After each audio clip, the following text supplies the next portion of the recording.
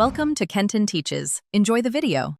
You start by confirming Optifine and Replay Mod are installed. This gives you shader access and high frame rate exports. Once done, launch Minecraft with the Optifine profile and load the world you want to record. Make a short camera path in Replay Mod. Set keyframes, easing, and duration. Aim for 6 to 12 seconds per shot. Make sure to pick a high render FPS, like 120 or 240, to capture enough frames for smooth motion blur. Next, prepare to render frames at high FPS so temporal blur will be smooth. You render at 120 or 240 FPS with Replay Mod, exporting an image sequence rather than video. That preserves per frame data. Once the sequence is ready, import frames into your compositor or video editor.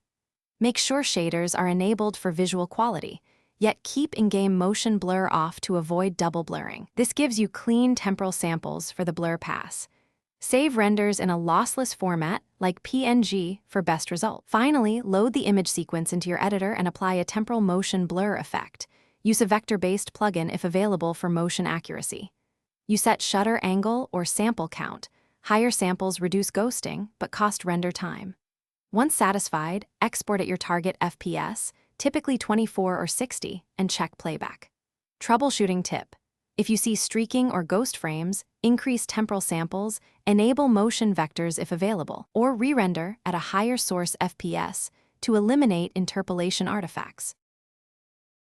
Thanks for watching. Please subscribe if this video was helpful.